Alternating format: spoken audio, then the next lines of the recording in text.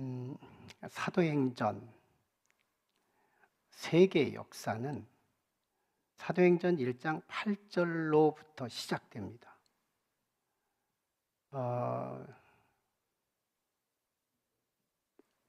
너희가 권능을 받고 성령이 너희에게 임하시면 너희가 권능을 받고 예루살렘과 유대와 사마리아와 땅끝까지 이르러 내 증인이 되리라. 이것은 사도행전의 서론이면서 세계 역사의 도입이고 장차 세계가 어떻게 바뀐다는 미래를 향한 예언이기도 했습니다. 그래서 사도행전은 세계사와도 같은 거예요. 사도행전 1장부터 7장까지는 사도들이 성령을 충만하게 받고 예루살렘 지역에 영적인 영향력을 지대하게 끼쳐서 하나님의 은혜가 충만한 상태를 설명합니다. 그리고 사도행전 8장, 오늘 본문을 비롯해서 8장에서 12장까지는 그 복음이 유대와 사마리아로 확장된 말씀을 다뤄요. 그것도 평신도를 중심으로. 그리고 13장에서 28장까지 땅끝까지 바울 사도를 통해 복음이 어떻게 전개되었는지를 설명합니다. 그런데 28장으로 끝나는데 실제는 28장이 바울이 감옥에서 복음을 전하다가 무언가가 나올 것 같은 여운을 준 뒤에 딱 끝나버립니다. 한마디로 결론이 없이 끝났다는 거예요.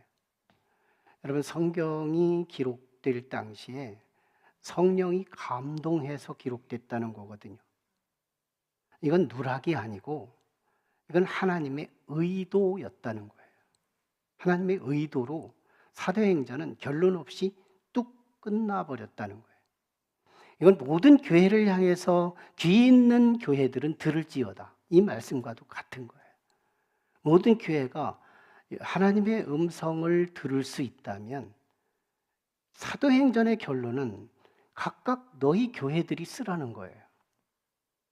오늘 우리 교회는 사도행전 29장을 향하고 있습니다.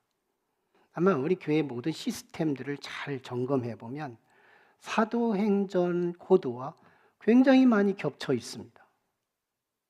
소위 한마디로 영혼 중심의 교회, 액트 29장, 이게 우리에게 굉장히 중요한 목표가 되고 있어요.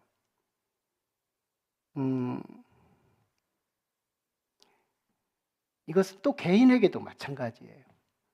사도행전의 성령의 역사가 일어나 인간 이성의 수준에서 자신의 인생을 이루기보다는 하나님이 내 인생에 개입하심으로 나의 인생에 극대화된 하나님의 영향력을 성령이 함께한 사람들에게서 펼쳐진다는 것이죠.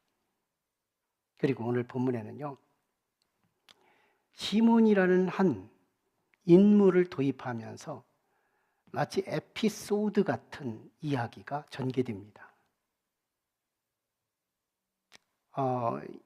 이제 지난주에 우리가 나눴던 말씀에 이어지는 거지만 스데반 집사가 순교를 하죠. 예수 믿고 망한 것 같이 보이는 시점입니다.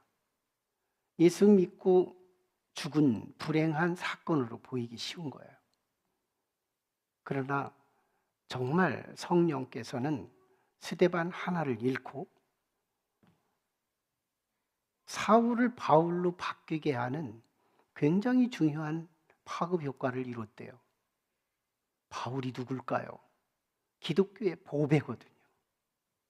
성경의 지대한 복음의 영향력, 구약을 가장 잘 읽고 구약을 잘 복음으로 다시 재무장시킨 사람, 이게 바울이거든요. 스데반 하나를 잃고 바울을 얻었다. 하나님의 앞에서는 어마어마한 소득이거든요. 두 번째는 흩어졌다는 거예요. 무엇가 흩어졌느냐? 불씨들이 흩어졌다. 그 속에 그리스도의 복음의 불이 가슴마다 가득히 막 이글거리고 있었어요. 그들을 향해 박해를 하니까 살기 위해 도망갔지만, 사람은 돕히지만 하나님은 불을 확장시키는 역할을 하더라는 거예요. 그래서 유대와 사마리아까지 복음이 확장됩니다. 손해본 게 아니었대요. 그리고 사마리아라는 민족의 그늘, 아픔, 아킬레스건, 너무너무 취약한 땅, 유대인이라면 사마리아 땅을 증오하고 상종도 하지 않던 그들, 거기에 복음이 전달되면서 늘 그늘졌던 사마리아 사람들이 졸지에 큰 기쁨의 성으로 바뀌더라는 거예요. 스데반의 죽음이 남긴 그 결과가 엄청난 큰 역할을 합니다. 스데반에게는 뭐가 있을까요? 그는 그리스도와 함께 영원히 왕노릇하는 위대한 역사. 스데반 개인을 봐도, 하나님의 나라를 봐도, 그 뜻을 봐도, 그 기쁨의 이펙트를 봐도 참 스데반은 복덩어리였던 거예요. 순교는요, 아무나 하지 않습니다. 그릇된 사람들에게 순교를 이루게 하더라는 거죠. 자, 그러면서 오늘 본문에 아주 시몬이라는 아주 마술사 시몬의 이벤트 같은 메시지, 우리에게는 이질감이 있는 메시지. 그런데도요, 이제 빌립 집사가 평신도들과 함께 이 사마리아에 가서 복음을 증거했을 때 이미 그 땅에는 새로운 기쁨이 충만했던 효과를 누리고 있었어요. 이걸 소위 토속 종교라고 할 수 있습니다. 마술사 시몬이라고 하는데요, 그는 마술을 해가지고 손수건을 딱 올리더니 비둘기로 바꿉니다. 사람들이 엄청 놀라죠. 지팡이를 내놓더니 뱀으로 바꿉니다. 그리고 다시 잡으니 다시 지팡이가 되는 이 엄청난 마술. 자신 스스로 큰 자라고 호도하고 있었어요. 나는 큰 자라고 자랑합니다. 나보다 더 큰 자가 있었느냐고 말이죠. 교만하기 극치를 달하는 사람이었죠. 아닌 게 아니라 사마리아 사람들도 이 시몬을 향해서 이것이 바로 하나님의 능력이지, 하나님의 능력으로 둔갑시키고 착각까지 하는 사건도 벌어집니다. 이런 상황에 빌립 평신도 집사가 그의 휘하 동료들과 사마리아의 복음을 전하는데 그들이 성령이 충만해서요, 표적과 큰 권능이 일어나는데, 빌립이 복음을 전하는데요, 말씀만 전해도 상대방에 귀신이 들어있는데 귀신들이 튀쳐나오는 거예요. 사람이 바뀌기 시작하는 거예요. 손수건이 비둘기로 바뀌고 지팡이가 뱀으로 바뀌는 놀라운 건 우리에게 남는 게 하나도 없는 거지만, 빌립 집사의 복음은 사람의 변화를 목표하고 있었고 실제 능력이 행사하고 있었다는 거예요. 그러니 졸지에 영적인 역풍현상이 나타나게 되면서 쏠림 현상, 시몬 중심의 사마리아가 빌립 중심의 사마리아로 중심이 바뀝니다. 그때요, 시몬이 내가 사마리아의 왕이었는데 이 빌립 집사가 전하는 저 영이 뭔지 모르지만 저 사람들이 더 세니까 사마리아 사람들이 다 빌립에게 몰려들자 어떻게 하겠어요? 자기는 망한 걸 느끼는 거예요. 그래서 빌립 집사에게 전심으로 따라다녔다고 말씀합니다. 전심으로 따라다니는 거예요. 이런 상황에 14절 이후에는 한편 다른 소식이 연결됩니다. 예루살렘 교회에서요, 사마리아 성에도 복음을 받아들였다는 소리를 듣게 됩니다. 예루살렘 교회가. 그리고 사마리아가 어떤 곳인데요, 사마리아는 예루살렘 사람들의 입장에서 내가 하루 중에 만나지 않아야 할 사람들이고 진짜 상종하지 못할 사람들이 거기 다 살고 있거든요.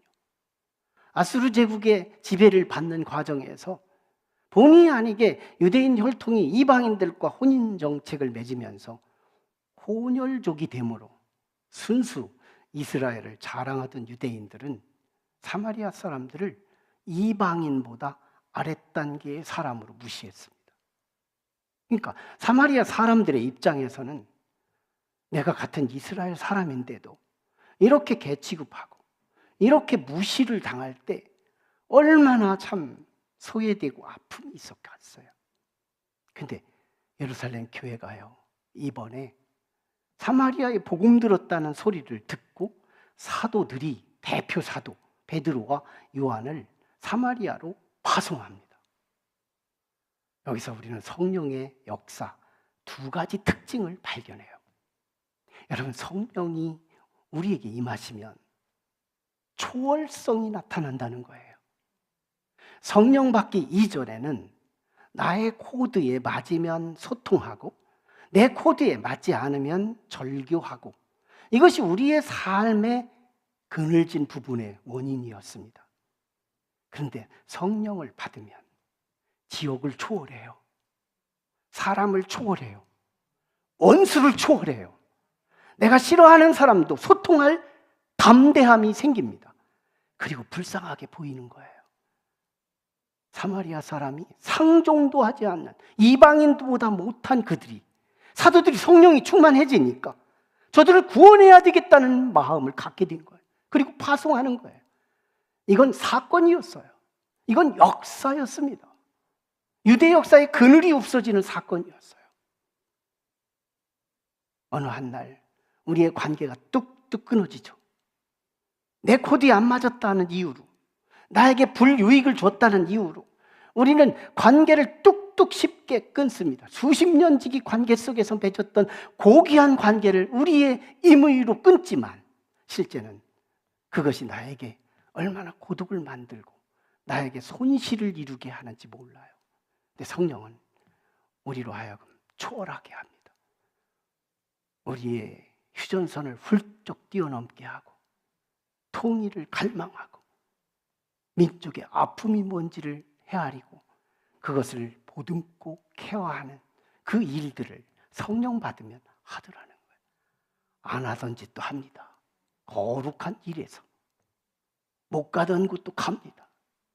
성령 역사가 이런 일들을 해요. 여러분, 성령이 우리와 함께 하시면 즉시성도 이루어집니다. 교회의 건강의 지표가 어떤 계획을 세우는데 기획위원회 통과, 임원회 통과, 당회를 통과해야 비로소 뭔가 하나가 변화를 갖는다면 이 교회는 그 과정에 분쟁과 아픔이 계속 쌓이게 될 겁니다. 건강한 교회의 지표는 즉시 하나님께서 내게 주시는 어떤 뜻이 분명하다면 그거 시간 걸릴 것이 없대요. 건강한 교회의 그 표지는 즉시성이라는 겁니다. 하나님이 가르쳐주면 즉흥적으로 할 수 있는 거예요. 세상적으로 볼 때는 규모가 없이 보일 거지만 우리는 아는 순간 바로 하더라는 거예요. 예루살렘 교회가 그랬습니다. 사마리아에게 복음을 받았다. 바로 가라, 바로 가라. 베드로와 요한을 즉시 보내는 이 모습은 성령의 열매였다는 거예요. 즉시입니다. 우리도 하나님의 음성을 딱 듣고 내가 이런 결심을 갖고 이렇게 순종해야지 해놓고요, 내일로 미뤄요. 다음 주로 미웁니다. 노안이에요. 이 말씀은 나하고 상관이 없어지는 거예요. 들리는 순간 그날 말씀을 직접 참여하고 직접 순종하고 따를 때, 순간에 성실할 때 우리의 말씀들은 다 고스란히 내 몸 안에 쌓이기 시작하더라는 거예요. 하나님의 말씀이 내 속에서 조금씩 이슬비처럼 쌓이지만 이것이 장차 얼마나 큰 효과를 이루는지 우리는 경험할 수 있습니다. 신앙생활은요, 즉시 반응하는 거예요. 아니다 싶으면 분명히 청산하고, 기다 싶으면 그걸 밀고 갈 수 있는 이 즉시성. 내가 결심한 그것을 한 번 더 생각하고 또 생각하고 또 생각하고 또 생각하는 그 과정 속에 사탄은요, 하나님의 뜻을 식별하는 능력을 손실시키게 하더라는 거예요. 여러분, 마침내 베드로와 요한은 사마리아에 도착합니다. 그들은 사마리아를 진단해요. 그들은 성령이 충만했거든요.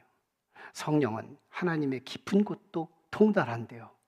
사람의 깊은 곳을 통달하는 건 아무것도 아니에요. 열길 물속을 통달하는 것도 아무것도 아니에요.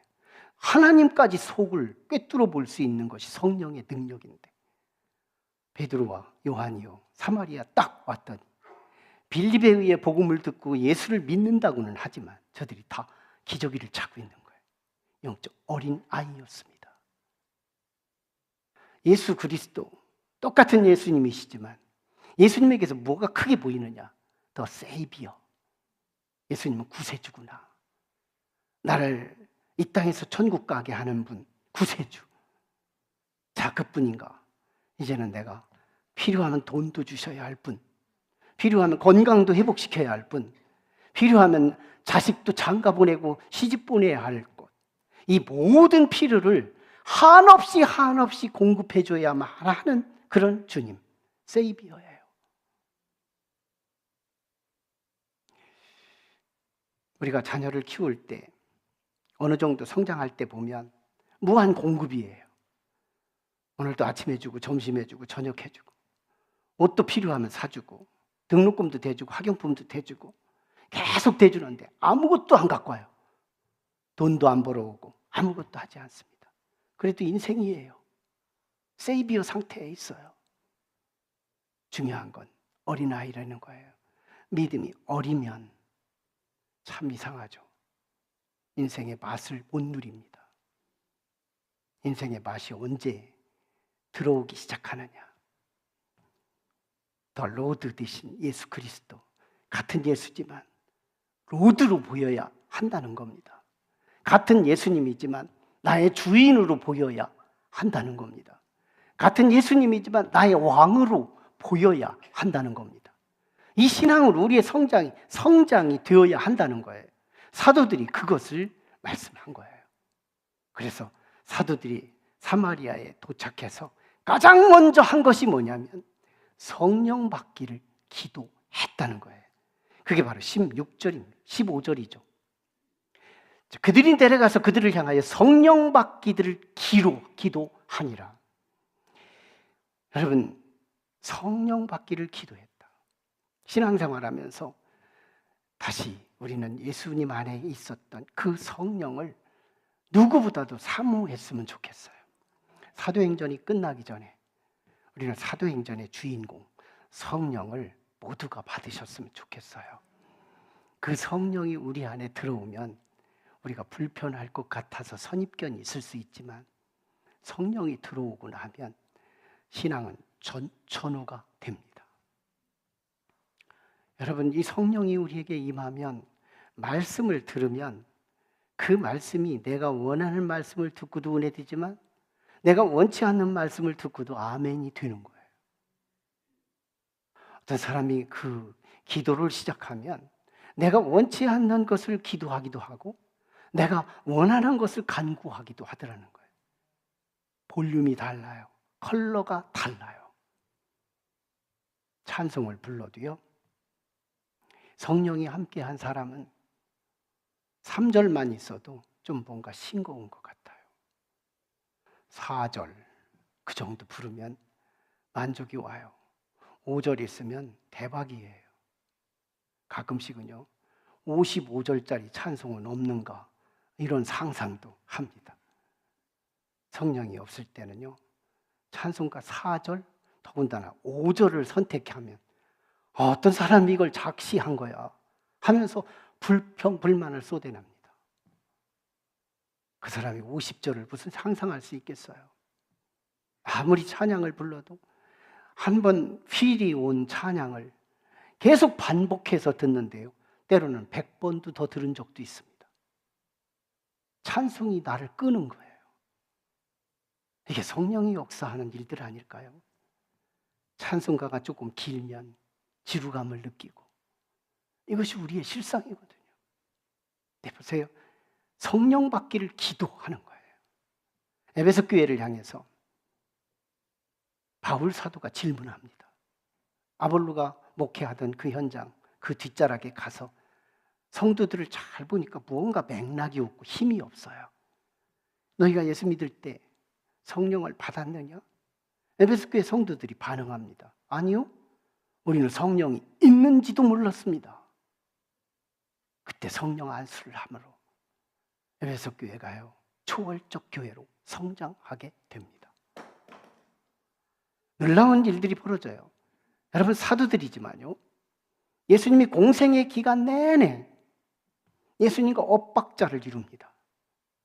예수님이 제자들의 발을 씻는데 그들은 예수님의 나라가 이루어지면 우의정, 좌의정 누가 할 거냐, 이걸 논하고 있어요. 엇박자예요. 주님이 십자가에 죽겠다고 하는데, 주님, 내 눈에 흙이 들어가도 주님은 죽을 수 없어요. 내가 막을 거예요. 엉뚱한 소리 합니다. 이게 예수님의 엇박자의 모습이었어요. 그들의 변화는 아무리 예수님을 3년 반 동안 따라다녔는데 변화가 되지 않아요. 여전히 기저귀 찬 어린아이들이었어요. 그들은 예수님의 공생의 사역 앞에서도 변화가 없었고, 그들은 십자가에 처절히 죽어가는 예수님을 보고도 변화가 없었고, 심지어는 돌아가셨다, 초월적 부활할 이후에도 제자들은 변화를 보지 않았어요. 오직 제자들이 변화한 시점이 있습니다.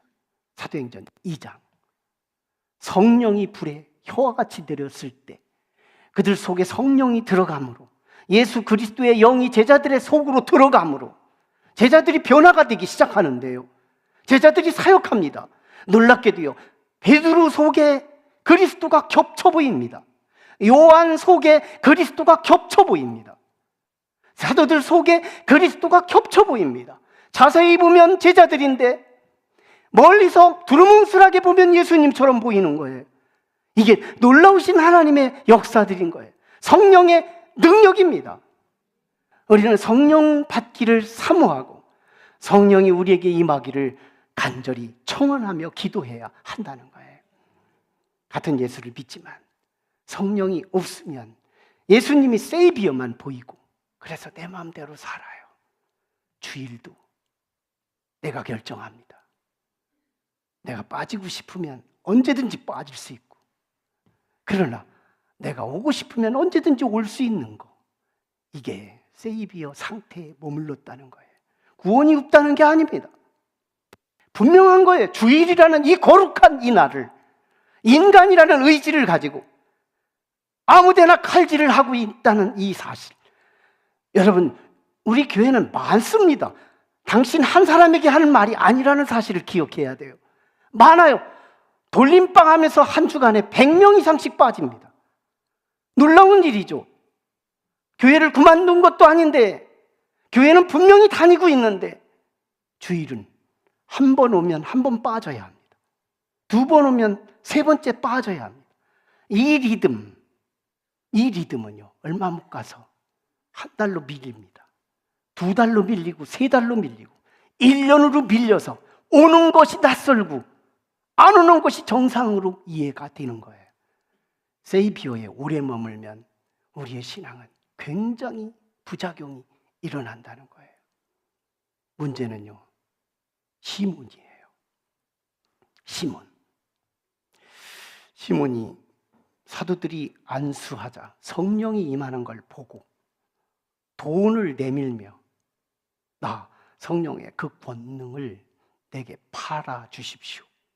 내가 누구에게도 안수하면 그들도 성령 받고 돈 받겠다는 의미로 돈 주고 성령의 권능을 사기로 제안합니다. 한번 볼까요? 18, 19절 같이 읽겠습니다. 시작. 시몬이 사도들의 안수로 성령 받는 것을 보고 돈을 들여 이르되, 이 권능을 내게도 주어 누구든지 내가 안수하는 사람은 성령을 받게 하여 주소서. 이쯤 되니까 베드로가요, 어마어마한 소리로 그를 저주하고 책망합니다. 베드로의 소리를 한번 들어봐요. 20절 23절 시작. 베드로가 이르되, 네가 하나님의 선물을 돈 주고 살 줄로 생각하였으니 내가 함께 망할지어다. 하나님 앞에서 네 마음이 바르지 못하니 이 도에는 네가 관계도 없고 분기 뛸 곳도 없느니라. 그러므로 나의 이 악함을 회개하고 주께 기도하라. 혹 마음에 품은 것을 사하여 주시리라. 내가 보니 너는 악독이 가득하며 불의에 매인 바 되었도다. 그러자 시몬이 바로 해야 할 순서가 뭐냐면 잘못했습니다. 용서해 주시옵소서. 회개가 필요한 순간에 이렇게 청원합니다. 24절 같이 해요. 시작. 시몬이 대답하여 이르되 나를 위하여 주께 기도하여 말한 것이 하나도 내게 일하지 않게 하소서. 여기서 우리는 이질감 두 가지를 발견할 수 있어요. 시몬에게서 이질감입니다. 아무리 초짜라도 어떻게 돈 주고 성령의 권능을 살 생각을 했냐는 거지. 철부지도 보통 철부지가 아닌 거예요. 아무리 초짜라도 말이죠. 또 베드로를 통해서 우리는 이질감을 느낍니다. 초신자인데 그래도 초신자가 실수할 수 있지. 그러면 그건 아니라고 바르게 가르쳐줘서 좀 타일르고 새로 교정해서 이 사람 제대로 된 사람 만들면 안 돼요? 그런데요, 베드로 보세요. 너는 돈과 함께 망할지어다. 네 속에는 악독이 가득하다. 회개하라. 알고 보면요, 베드로가 누구예요? 성령으로 꿰뚫어 보는 자예요.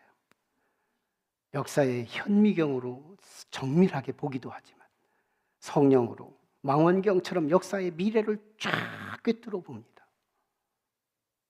기독교 역사예요.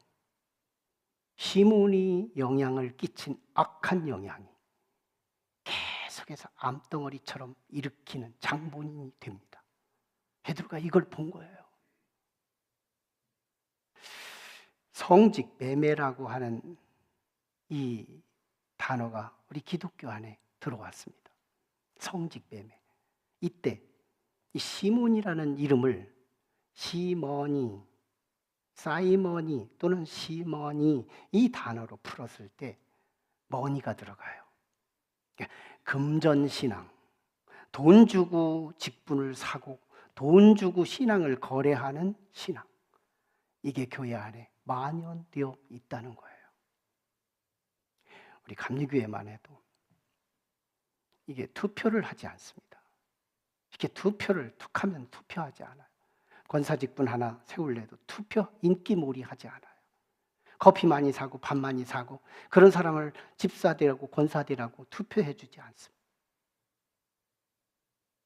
금권이요, 성도들의 속에 파고 들어와 있다는 거예요.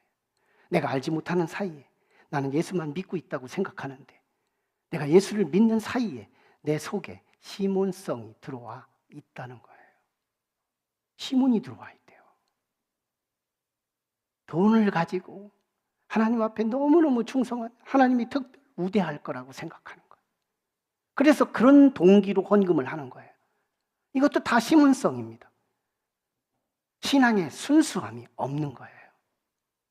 주님과 나와의 인격적 관계, 이것이 신앙의 본질이 아니라 주님을 통해서 내가 얼만큼 유익을 볼 건지, 이 부분이 신앙의 거래 관계가 이루어진다면 시몬은 저 멀리 있는 그 사람이 아니라 오늘 우리 속에 시몬의 DNA가 파고 들어와 있다는 겁니다.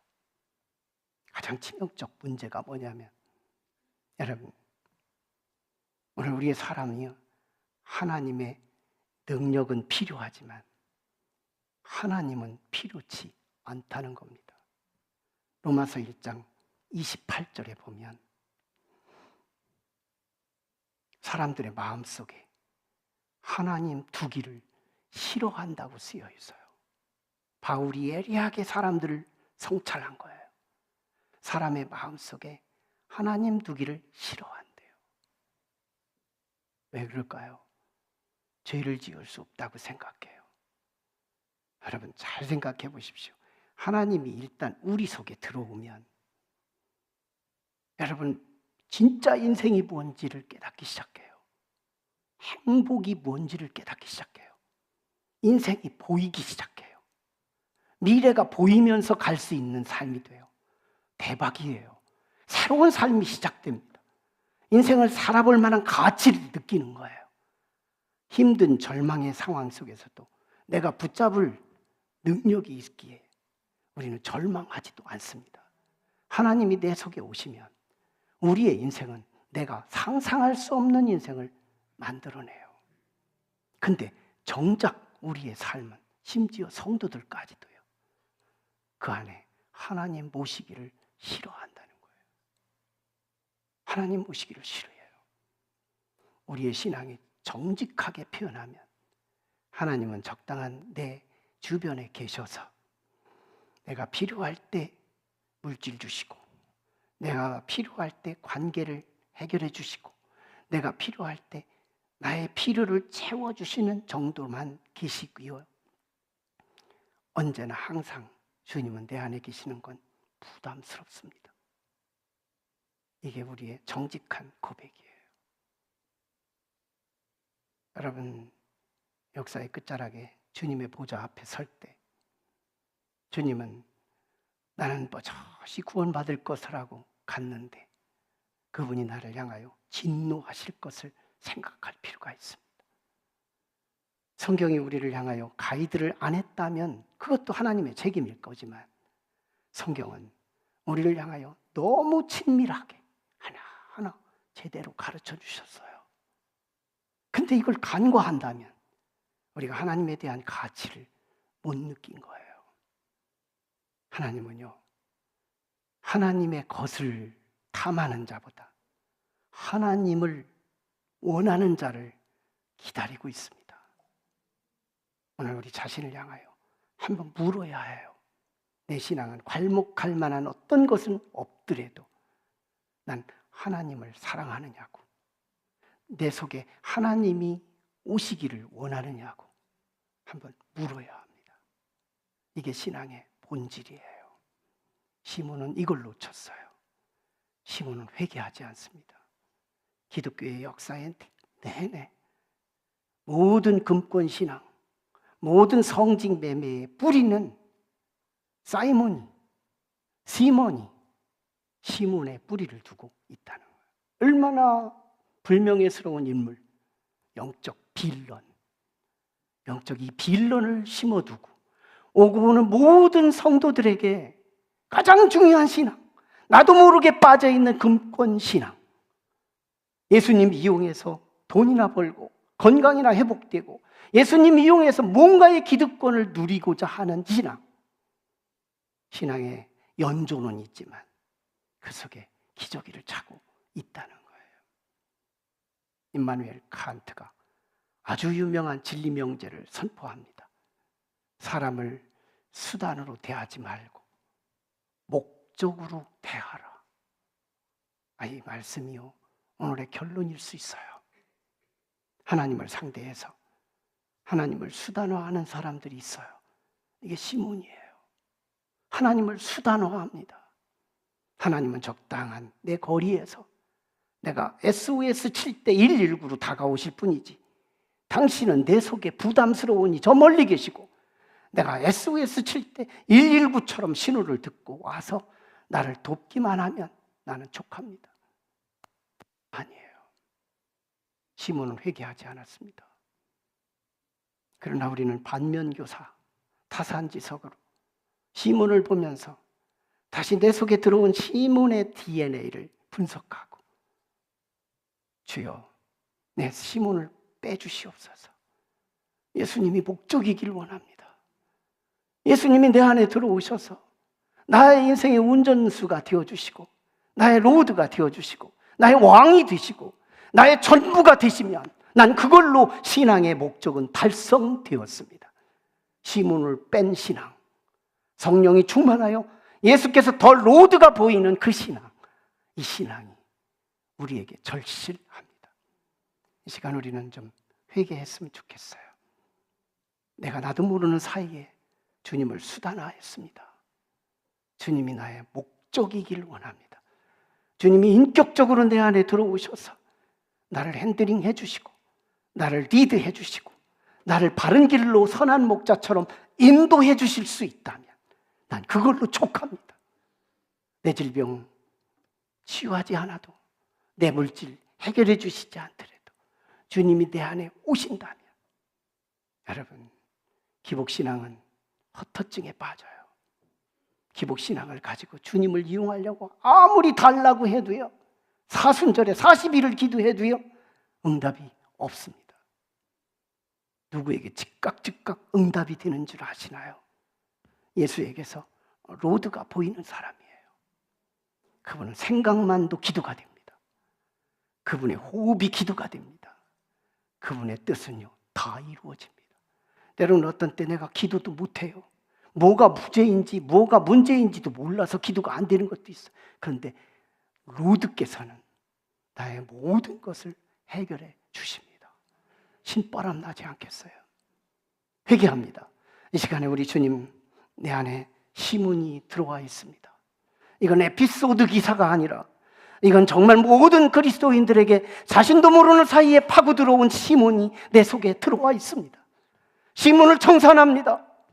예수님은 나의 목적입니다. 오직 예수님만을 내가 사랑하며 그분을 내 인격적으로 내 안에 모시고 그분과 함께 신앙생활을 하는 나의 신앙이 살아있게 하옵소서. 회개하며 나갑니다. 거룩하신 아버지,